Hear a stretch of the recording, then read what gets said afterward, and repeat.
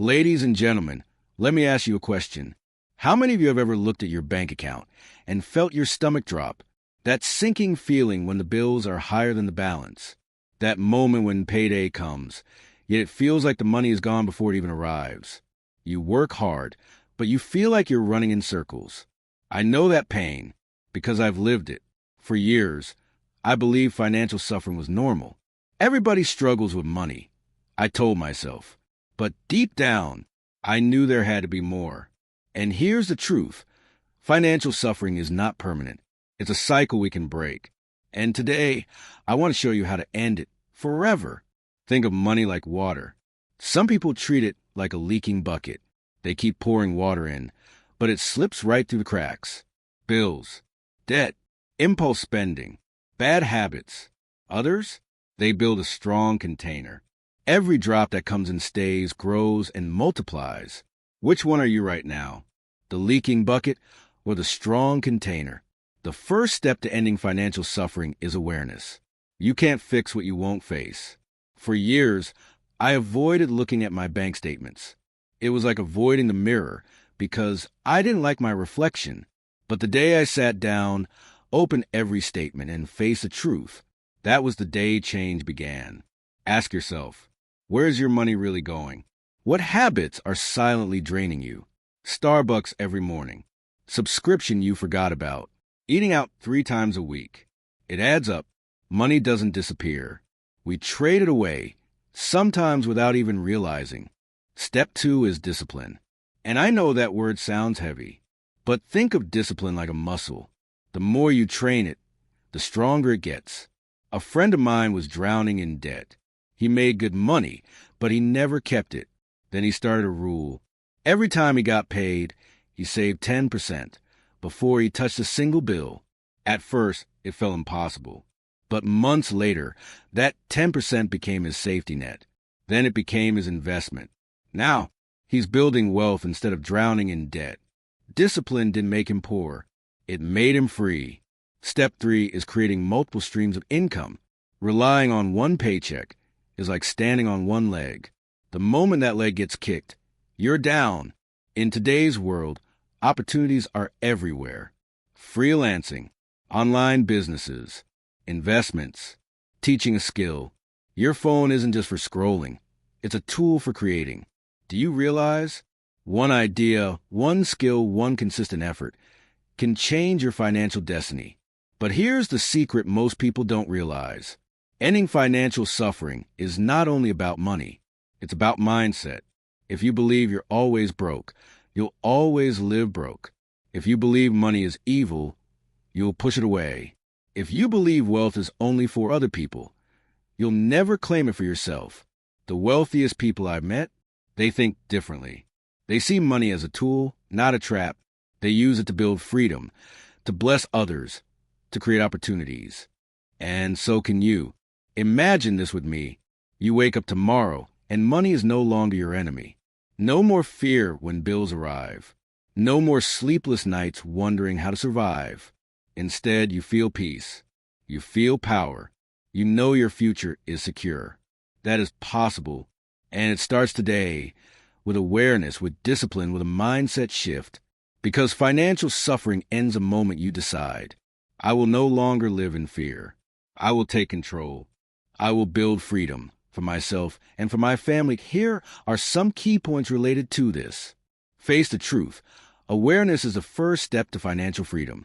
Build discipline like a muscle. Small, consistent actions create big results. Save before you spend. Pay yourself first. Create multiple streams of income. Don't rely on one paycheck. Shift your mindset. See money as a tool, not a trap. Freedom begins with a decision. Choose to end financial suffering today. Do you remember the first time you avoided opening a bill because you already knew what it would say? You folded it up, tucked it into a drawer, and told yourself, I'll deal with it later. But later never came. Instead, another bill arrived and another until it felt like you were drowning in envelopes stamped with bold red letters. Due. Overdue. Final notice. That's how financial suffering grows. It feeds on avoidance, on fear, on the belief that if we don't look at it, maybe it will somehow fix itself. But nothing fixes itself in silence. I'll never forget a friend who confessed something to me over coffee one afternoon. He leaned in, lowered his voice, and said, "I haven't looked at my bank account in 6 months." I was stunned. 6 months of swiping his card. 6 months of guessing whether he had enough. 6 months of anxiety every time he entered his PIN at the store. He laughed nervously, but there was pain in his eyes. He wasn't joking. He said, "If I don't look, then I don't have to feel the panic." But the truth is, that panic never left him. It followed him everywhere. The unspoken fear was worse than the actual numbers. It's like walking through a dark house at night. Every creak makes your heart race. You imagine shapes in the shadows, monsters in corners. But when you flip on the light, the monster isn't there. It's just a chair or a coat or nothing at all. Money is the same way. The fear of not knowing is almost always heavier than the truth. Awareness is the light switch. Think of it this way. If your car broke down and the engine started smoking, would you just close the hood and keep driving? Of course not. You'd open it, look inside, call for help, maybe even learn what went wrong. Ignoring the engine wouldn't fix it. It would make it worse. But with money, people close the hood every single day. They keep driving on fumes, hoping the car won't break down completely.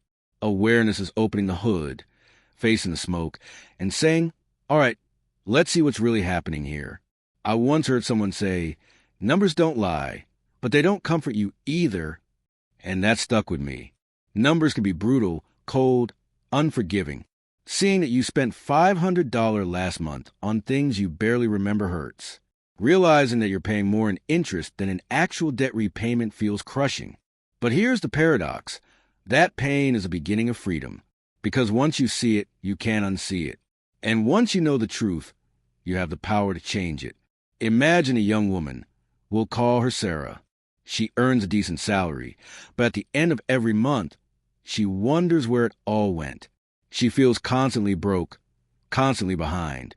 One day, she forces herself to sit down at her kitchen table with a notebook and all her bank statements. She starts adding things up. Coffee runs, food delivery, new clothes she wore once, subscription after subscription. And as the numbers pile up, she bursts into tears. "This is where my money has been going," she whispers. But in that moment of breakdown, something shifts. Because for the first time, she sees clearly, and in seeing, she begins to take her power back. She cancels the subscriptions she forgot about. She sets a weekly limit for takeout. She puts her spending into categories. Suddenly, she's not guessing anymore. She's choosing. Awareness turns the invisible into the visible. And once something is visible, you can touch it, shape it, control it. That's why people who track their spending, even without changing anything at first, often feel an instant sense of relief. They say, "I finally know what's going on." Knowledge creates calm, and calm creates control. I want you to picture a leaking pipe in your home. At first, it's just a drip. You barely notice it. But weeks go by, and the water spreads on the floorboards. Mold starts growing. Damage builds silently. And then one day, the floor collapses. That's what financial avoidance does. The leak looks harmless until it destroys everything. But if you catch it early, if you notice the drip, find the crack, and fix it, you save yourself from disaster. Awareness is that moment of catching the drip before it becomes a flood.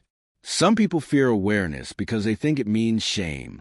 They say, "If I look too closely, I'll see how bad I really am with money." But let me tell you something. Awareness is not judgment. Awareness is information. And information is power. You are not your bank balance. You are not your debts. You are not the mistakes you made when you didn't know better.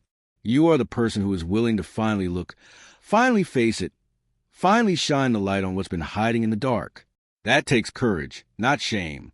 There's a quote I love. The first step to solving a problem is recognizing that it exists. When you open your banking app, when you print your statements, when you lay everything out on the table and say, "This is my reality," you're no longer a victim. You are a commander. You're taking control of the battlefield. And financial suffering loses its grip the moment you stop running from the truth Even the wealthiest people in the world practice awareness. They know exactly where their money is, how it moves, where it grows, where it risks. That's why they can direct it with precision.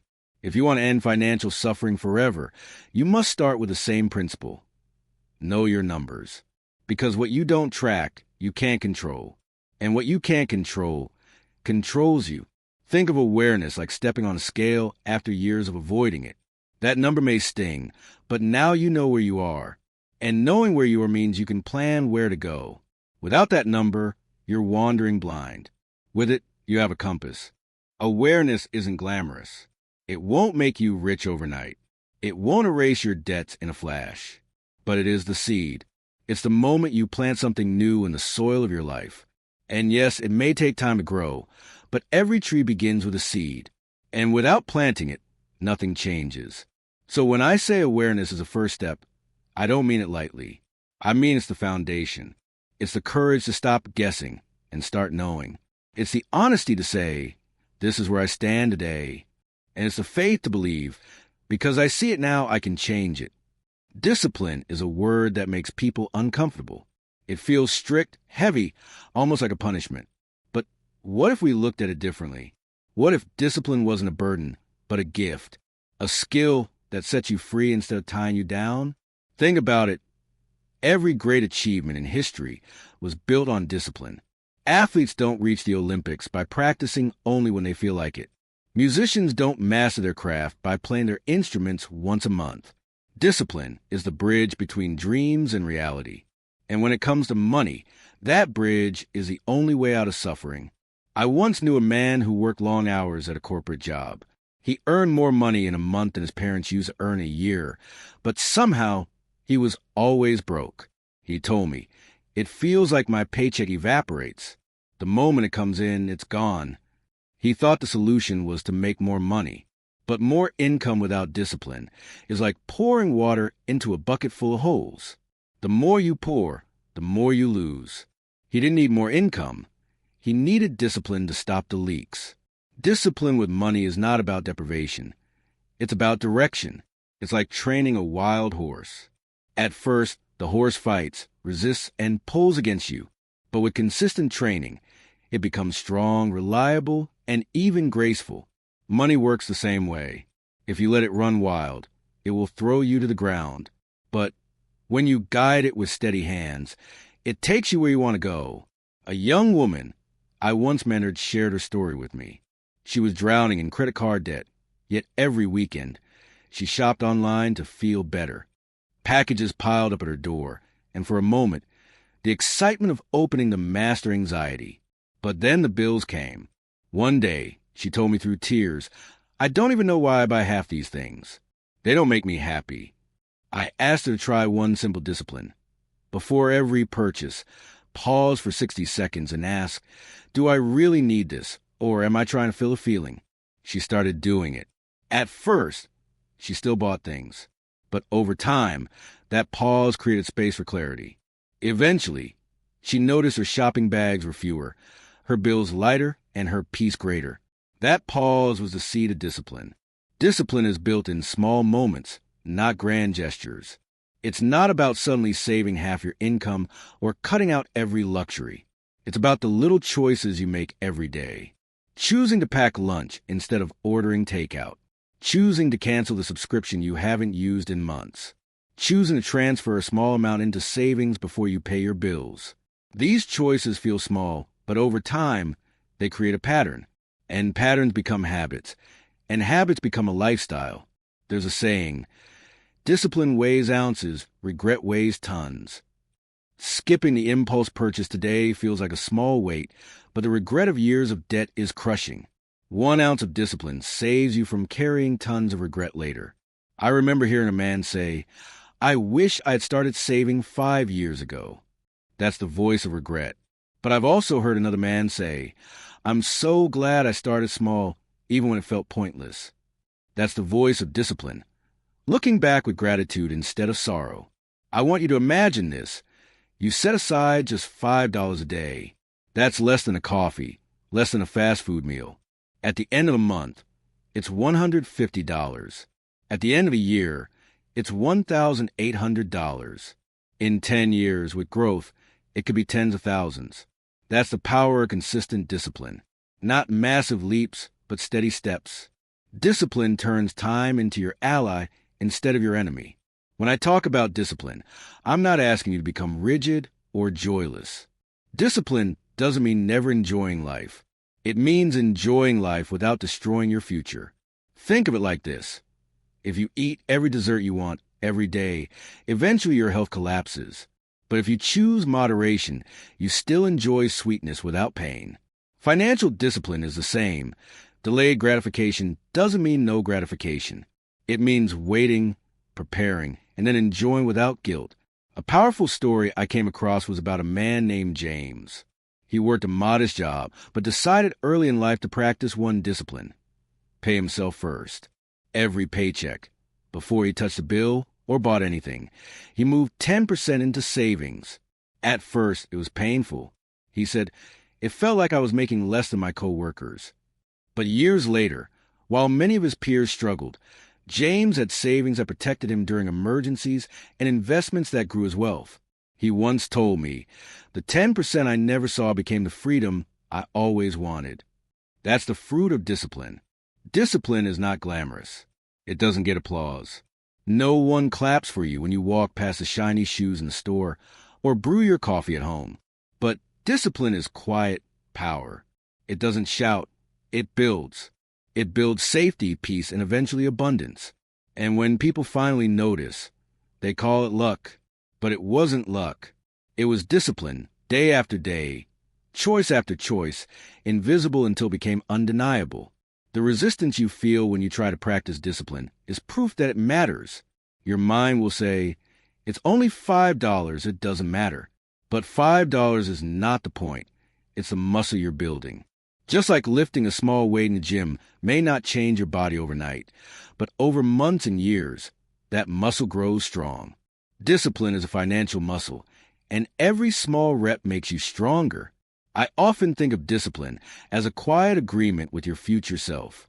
Today, you choose to sacrifice a little, so tomorrow, your future self doesn't have to suffer a lot. Imagine your future self looking back at you. Would they thank you for your discipline or curse you for your carelessness? That image alone has the power to keep you on track.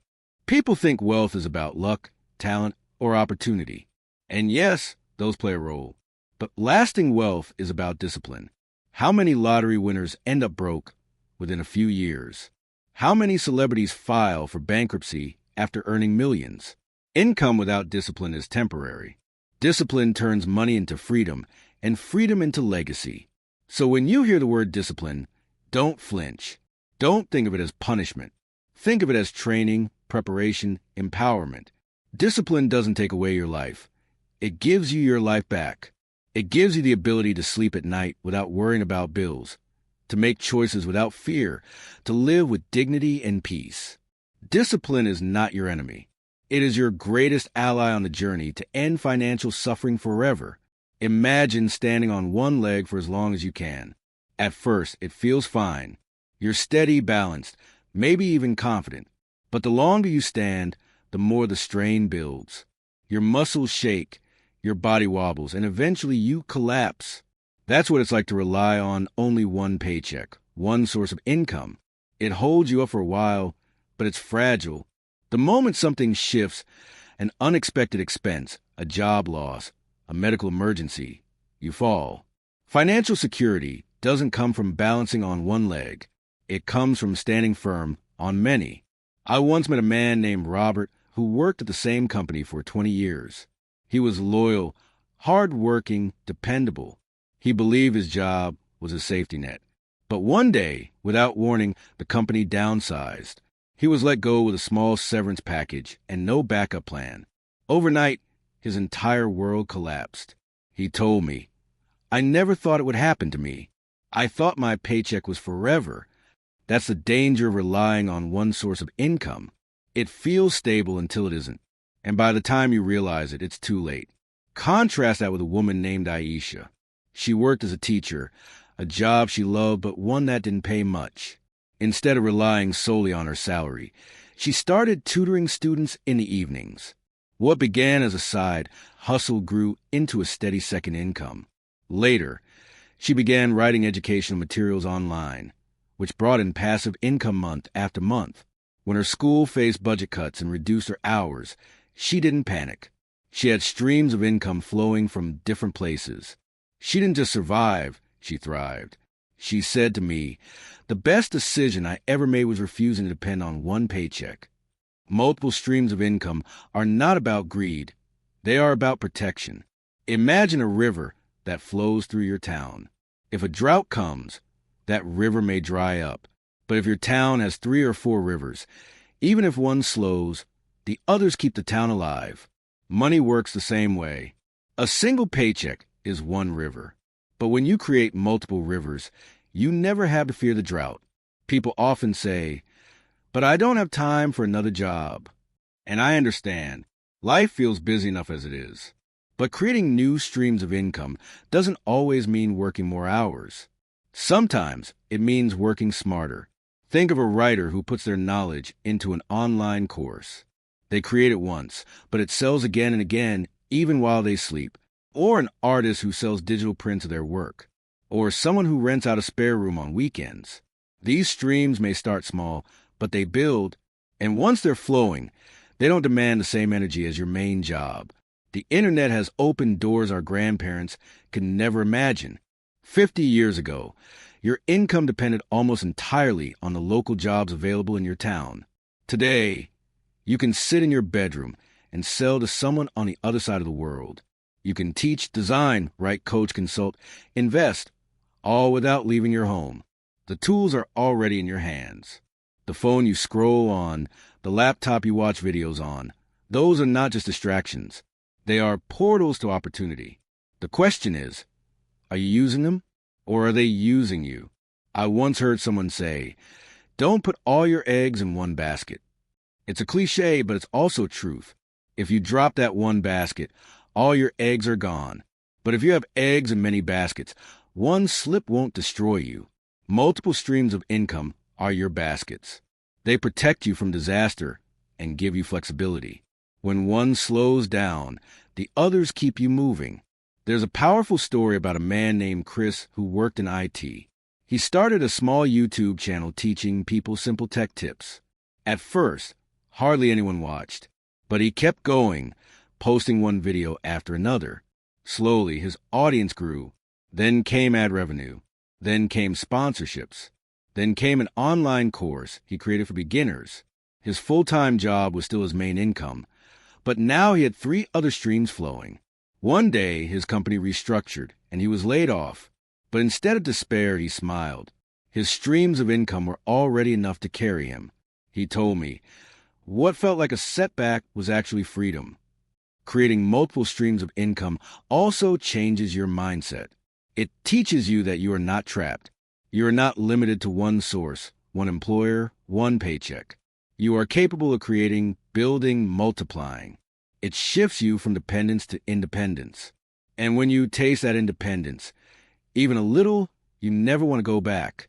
I want you to imagine this. You wake up on a Monday morning, and instead of rushing into panic mode, you open your phone and see payments from different sources. Maybe it's a freelance project you finished last week. Maybe it's an online product you sold overnight. Maybe it's dividends from an investment. That feeling of money coming in from different directions is not just financial security. It's emotional security. It's breathing room. It's peace. Some people will say, "But I don't have special skills." That's not true. Everyone has something. Can you cook? You can teach recipes online. Do you speak 2 languages? You can tutor. Are you good at organizing? You can help others declutter their homes. Do you love pets? You can start pet sitting. What you take for granted, others desperately need. And today, people will pay for value in ways that didn't exist before. You don't need to be extraordinary. You just need to be consistent. Think of a tree. Its strength doesn't come from one root. It comes from many. Those roots spread wide, deep, interconnected. If one root is cut, the tree survives because the others still feed it. That's what multiple streams of income do for you. They root you deeply. making you unshakable. Life can cut one stream, but you will still stand. The beauty of building new streams is that they often start small and invisible, like seeds. You plant them, water them, and for a while, nothing seems to happen. People may even laugh. They'll say, "Why bother with that little side hustle?" But then, slowly, the sprout appears. It grows taller, and one day it bears fruit. Suddenly, the same people who laughed are asking you how you did it. The key is to start before you think you're ready. If you wait for the perfect time, you'll never begin. There will always be bills, always be stress, always be reasons to delay. But small beginnings create great outcomes. That first tiny stream can one day turn into a river. And when you look back, you'll wonder why you didn't start sooner. Ending financial suffering forever is not about luck or shortcuts. It's about building a foundation so strong that no single storm can destroy it. Multiple streams of income are that foundation. They give you stability, resilience, and choice. Because true wealth is not having endless money. It's having options. It's being able to say yes when you want to and no when you need to. And when you have streams flowing from different directions, you're no longer surviving. You're living. Mindset is where the real battle begins. You can have all the strategies, the tips, the financial hacks in the world. But if your mind is still chained to old beliefs about money, nothing changes. You'll sabotage your own progress without even realizing it. I've seen people who suddenly earn more money than they ever dreamed of, yet within months, they were right back where they started, broke, stressed, suffering. Why? Because they never shifted the way they thought about money. Their outer reality changed, but their inner reality stayed the same. I remember sitting with a man who had just received a huge inheritance. He told me, "This money scares me." I asked him why, and he said, "All my life, I believe money ruins people. That rich people are greedy, selfish, and corrupt. Now that I have money, what does that make me?" Do you see the conflict? On one hand, he wanted freedom, security, and abundance. On the other hand, his mind was whispering, "If you're wealthy, you're bad." That belief was so powerful that within 2 years, his inheritance was gone. He gave away recklessly, overspent, made poor choices, all because deep down he didn't believe he deserved to hold on to it. That's the trap of a toxic money mindset. Our beliefs about money are often shaped in childhood. Maybe you grew up hearing, "Money doesn't grow on trees," or "We can't afford that," or "Rich people only care about themselves." Those words sink deep like seeds planted in the soil of your mind. And over time, they grow into weeds that choke out your financial freedom. If you believe there's never enough, you'll live in scarcity even when you're making more than enough. If you believe money is evil, you'll push it away without realizing. If you believe wealth is reserved for other people, you'll never claim it for yourself. But here's the truth. Money itself is neutral. It's not good or evil, it's a tool. Just like a hammer can build a home or break a window, money can build a future or destroy one. It depends on the hands that hold it. I once heard someone say, "Money doesn't change you, it reveals you." If you're generous, more money makes you more generous. If you're careless, more money makes you more careless. The tool doesn't define you, your mindset does. Think of 2 farmers. One looks at a seed and says, "This is useless, too small, too weak. Nothing good can come of this." He tosses it aside. The other farmer looks at the same seed and says, "This is potential. With care and patience, this can grow into something extraordinary." He plants it, waters it, protects it. Months later, the second farmer has a harvest, while the first has nothing. The difference wasn't the seed, it was the belief. Money works the same way. The way you think about it determines what it becomes in your life. I once coached a young man named Daniel who grew up in a family where debt was normal. His parents lived paycheck to paycheck, and every conversation about money ended with, "We'll never get ahead." Daniel carried that mindset into adulthood. Even when he started earning well, he always found himself back at zero. One day, I asked him to write down his core beliefs about money. He hesitated, then wrote, "Money is stressful. Money disappears. Money is for survival, not for dreams. When he read those words out loud, he broke down. He realized he'd been living by an invisible script written long before he had a choice. That awareness changed him. Slowly, he began replacing those beliefs with new ones. Money is a tool. Money can grow. Money gives me freedom.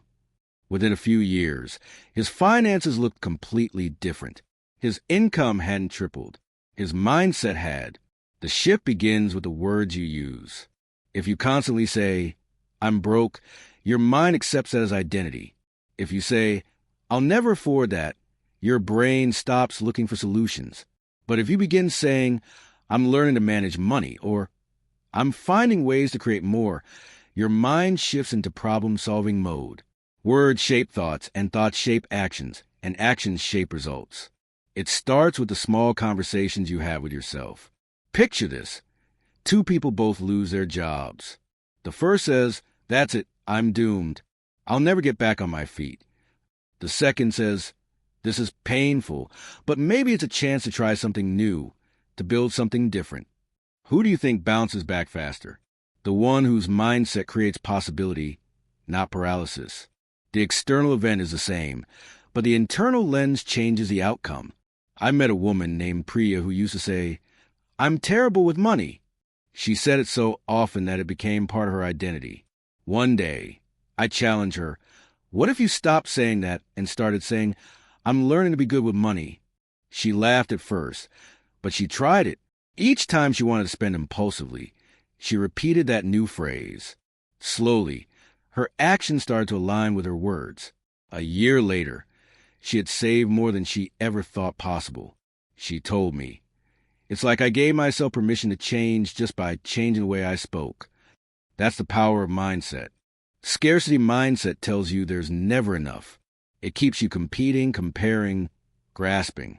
Abundance mindset tells you there's always opportunity, always room to grow, always a way forward.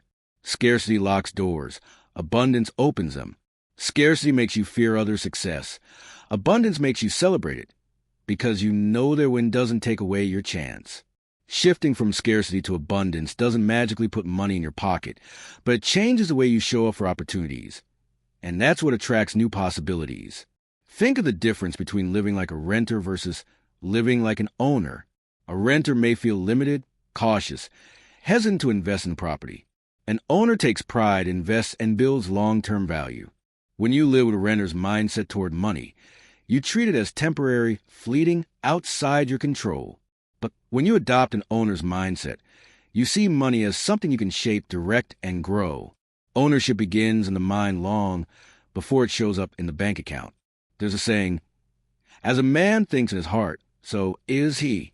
If you think like a victim of money, you'll live like one. If you think like a steward of money, you'll live like one. Your mindset sets the ceiling on your financial life. Raise your mindset, and the ceiling lifts with it. I want you to imagine waking up tomorrow with a completely different relationship with money. Instead of dread, you feel curiosity. Instead of fear, you feel responsibility. Instead of shame, you feel possibility. You look at your bank account not as a measure of your worth, but as a tool for your growth. You stop comparing your journey to others and start focusing on what's in your hands. That shift doesn't require a raise, a lottery win, or a miracle. It requires a decision, a choice to think differently, speak differently, believe differently. Money flows toward clarity, purpose, and intention. When your mindset is aligned with those, everything changes. Opportunities you once overlooked suddenly appear.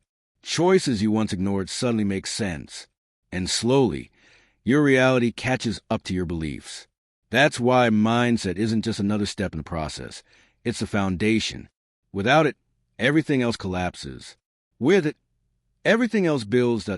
I want you to think for a moment about a hammer. In the hands of a skilled carpenter, a hammer builds a home.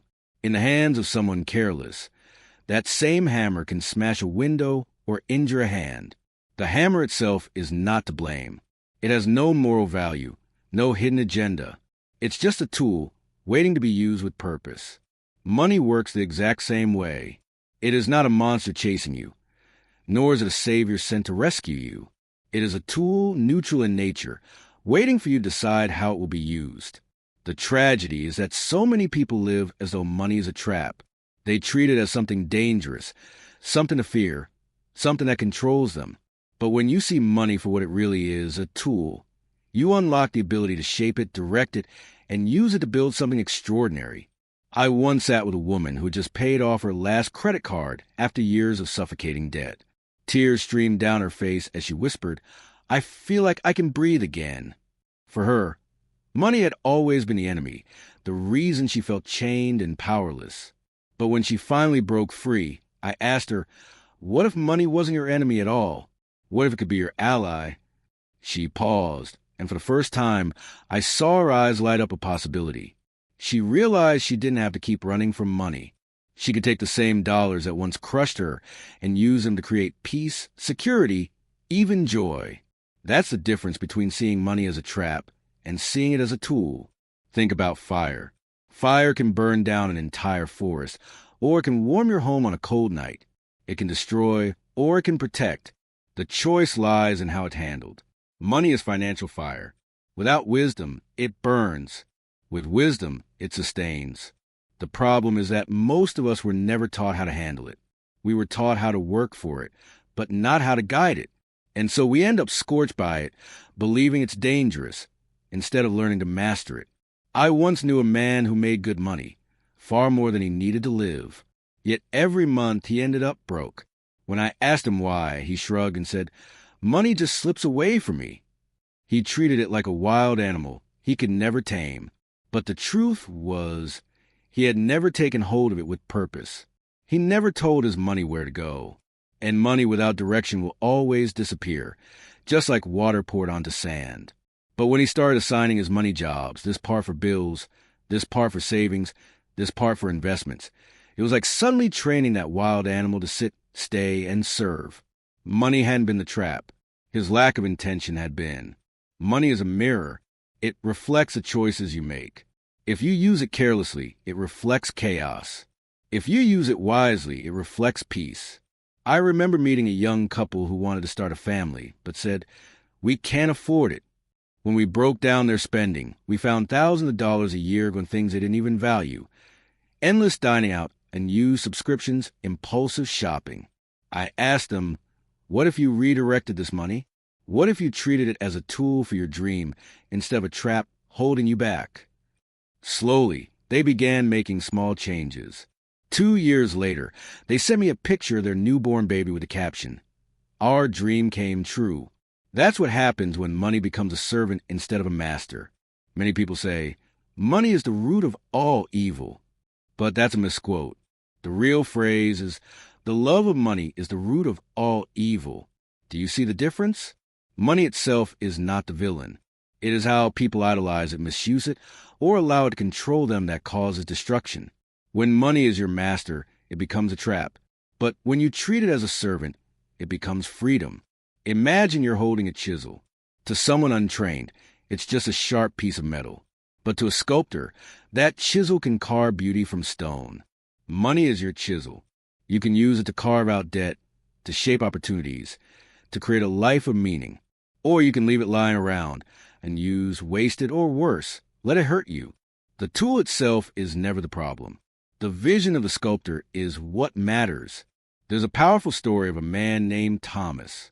He grew up poor and always said, "If I ever get money, I'll never let it control me." When he finally began to earn well, he kept his promise. Instead of using money for flashy things, he used it as a tool to buy his parents a home, to start a scholarship fund in his community, and to invest in businesses that created jobs. One day, someone asked him, "Why don't you spend more on yourself? Don't you want to enjoy your money?" He smiled and said, "I'm enjoying it. My money builds freedom for me and blessing for others." What could be better than that? That's what happens when you see money as a tool. You stop obsessing over what it can buy and start focusing on what it can build. On the other side, I once met a man who chased money like it was oxygen. He worked nonstop, sacrificed his health, missed his children growing up, and finally, when he retired with millions, he was alone and bitter. He had seen money as the prize, not the tool. He let it trap him in a race that never ended. His tragedy was not lack of money. It was lack of perspective. So, how do you shift into seeing money as a tool? You start by asking yourself, what job do I want my money to do for me? If your goal is freedom, assign it to savings and investments that buy you time. If your goal is peace, assign it to paying off debt. If your goal is impact, assign it to causes you believe in. The moment your money has a purpose, it stops controlling you and starts serving you. Think of a garden. If you toss seeds randomly and walk away, weeds will overrun it. But if you plant with intention, water carefully, and protect it, those seeds grow into nourishment, beauty, even shade for future generations. Money works the same way. Unplanned, it creates weeds. Directed with care, it creates life. I want you to picture waking up one day and realizing that every dollar you earn has meaning. Instead of feeling guilty about spending or anxious about bills, you feel empowered because you know where every dollar is going. Your money pays your necessities. It builds your safety net. It funds your dreams. It supports others. That feeling is not fantasy. It's the reality of people who treat money as a tool. When you hold a tool in your hand, it should make you feel capable, not afraid. A hammer doesn't scare a builder. It excites him. A chisel doesn't intimidate a sculptor. It inspires her. And money, when you truly see it for what it is, should not make you feel trapped. It should make you feel empowered. It should remind you that you are not at its mercy. It is at yours. The shift is simple but profound. Money is not your enemy. It is not your master. It is not your identity. It is simply a tool. And when you learn to hold it with wisdom and purpose, it will build for you a life of freedom, peace, and legacy. There comes a moment in every life when you stand at a crossroads, staring down two paths, and the weight of the choice before you feels almost unbearable. One path is familiar, comfortable, predictable. It may not be easy, but it is known. The other path is uncertain, unpaved, full of risk and possibility. And in that moment, the decision you make defines not just your present but your future. Ending financial suffering is no different. It does not begin with a windfall, a miracle, or even a sudden burst of good luck. It begins with a decision, a quiet but powerful decision that says, enough, no more.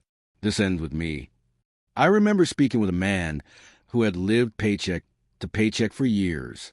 He told me, I've been waiting for things to get better, waiting for a raise, waiting for my debts to somehow vanish, waiting for the right time. And then he sighed and said, but I've realized nothing changes until I change. That moment was his decision point, and I'll never forget what happened next. He pulled out a notebook right there in front of me and wrote, in big, bold letters, today is the day I take control.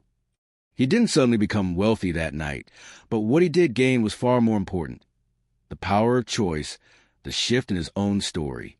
From that day forward, he stopped waiting for rescue and started building his freedom. Decisions shape destinies. Think about it. Every major turning point in your life began with one. The day you decided to pursue an education. The day you decided to take that job, or to walk away from it. The day you chose a partner, or ended a relationship. Each decision planted a seed that grew into the reality you live in today. Money works the same way.